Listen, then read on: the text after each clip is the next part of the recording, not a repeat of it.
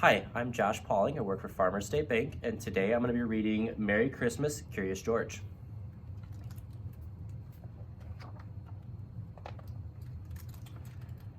This is George. He lived with his friend, the man with the yellow hat. He was a good little monkey and always very curious. Today, George was visiting a Christmas tree farm. "You can help me pick out the perfect tree for our home," his friend told him. "Keep close to me while we look." George promised to be good, but little monkeys sometimes forget.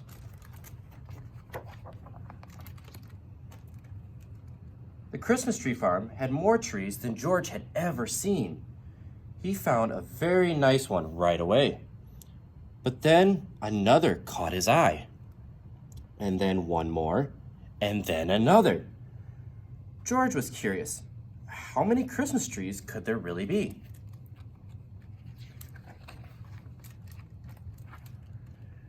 George could not resist climbing up the tallest tree to get a better view. He looked for the man with the yellow hat, but his friend was nowhere in sight.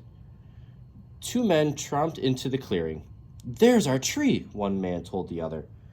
The men cut down the tree and loaded it onto their truck.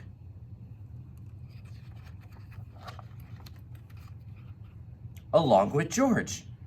George held on tightly. He saw the man with the yellow hat as the truck drove away. But the truck was going too fast. George could not jump off. He was scared, but still a little curious. Soon the truck stopped in front of a hospital. George peeked out of the branches as the men carried his tree inside. The hospital was a busy place. George jumped out of the tree. There was lots here to see and do. He looked at some of the interesting pictures. He found a jacket and tried it on. He played on a trampoline. He even went for a ride on a speedy little cart. What fun!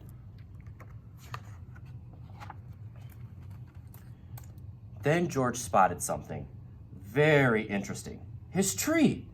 George knew that Christmas trees were supposed to have tinsel and twinkling lights and shiny ornaments, but this tree was empty. George thought, and then he had an idea.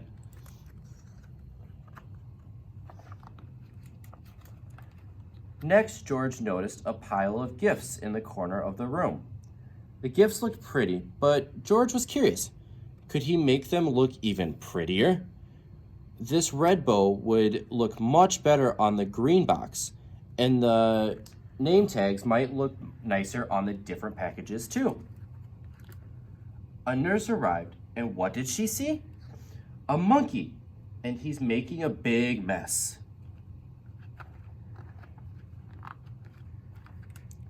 A group of children crowded around the nurse. They were all patients at the hospital. Even though it was almost Christmas, the children were not smiling or looking happy. "Come along," the nurse said, picking George up. "I'd better get you out of here before you can ruin anything else." A girl with a cast stared at George's tree. Suddenly, she giggled. "Look," she said, "it's my X-ray." A boy laughed, and there's the balloon from my room. All the children stared, chattering and laughing as they looked at George's funny decorations. "Can't he stay for the party?" a boy asked the nurse. "We don't mind about the gifts. It will be fun to sort them out."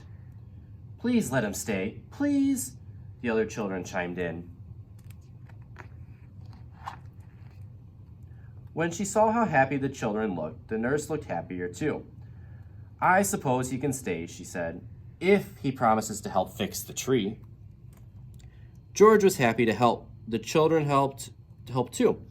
Some of them returned George's decorations, while others handed George the real ornaments. He scampered up and down, stringing lights and hanging tinsel. Being a monkey, he was good at that sort of thing. He was also good at making the children laugh. When the tree was finished, George helped open the gifts. He was having such a good time that he completely forgot he was lost. Until the man with the yellow hat hurried into the room. "There you are, George," he cried. "I followed that truck all the way here." George was very happy to be reunited with his friend. The nurse invited them both to stay for milk and cookies. Ho, ho, ho. Did someone mention milk and cookies? A man in a red suit walked into the room, his belly jiggling.